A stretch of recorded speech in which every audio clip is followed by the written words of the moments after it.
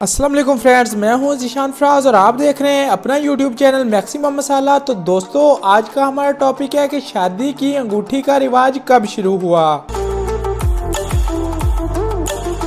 दुल्हन को अंगूठी पहनाने की रिवायत इस कदर पुरानी है कि इस रिवायत की इब्तिदा के बारे में कोई भी खुलकर नहीं बता सकता। कदीम मिस्री भी शादी की अंगूठी पहना करते थे। उनके बनाए गए तस्वीरी खाकों में दायरे को कभी ना खत्म होने और हमेशा जिंदा रहने की अलामत करार दिया गया। इसलिए शादी की अंगूठी हमेशा कायम रहने और कभी ना टूटने वाले रिश्ते की एक अलामत थी।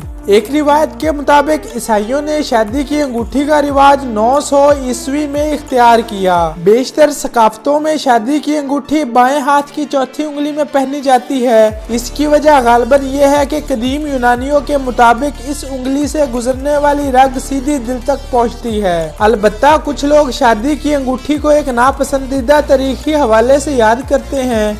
उनका कहना है कि पुराने ज़माने में गुलामों के हाथों में हथकड़ियाँ और कैदी औरतों के गलों में कॉलर पहनाए जाते थे ताकि मालूम हो सके कि ये मर्द या ये औरत आज़ाद नहीं बल्कि किसी की जाती मलकियत है। कदीम हिंदुस्तान में ये रिवाज आम था कि खरीदे गए जानवर की तरह खरीदी गई औरत के नाक में भी नथ डाल दी जाती थी। ये इस बात की अलामत थी कि ये औरत आजाद नहीं बल्कि कनीज है। वो सारी जिंदगी नथ पहनने की पाबंद होती थी। चूड़ियाँ जो कदीम मिस्र में गुलामी की अलामत थी, इन्हें बर्रे सगीर में सुहाग की अलामत करार दिया जाता है। ऐसे लोगों के ख्याल में शादी की अंगूठी का ताल्लुक भी इसी कदीम तारीख से है। बहरहाल अब तो हर तहजीब और मुल्क से ताल्लुक रखने वाली औरतें और मर्द बाशमूल मुसलमान शादी की अंगूठी पहनते हैं। इस अंगूठी की तैयारी के लिए सोने का इस्तेमाल किया जाता है क्योंकि कभी भी इसका रंग मध्यम नहीं पड़ता और इसको एक पुख्ता रिश्ते की अलामत समझा जाता है। चलिए तो फ्रेंड्स, हमारी आज की वीडियो यहीं तक। मजीद दिलचस्प वीडियोस देखने के लिए मेरे चैनल को सब्सक्राइब कर दें और बेल आइकन को दबाना मत भूलें। तो चलिए मैं मिलता हूँ आपसे एक नई वीडियो के साथ। मुझे दीजिए इजाजत। फी अमानिल्लाह। अल्लाह हाफिज।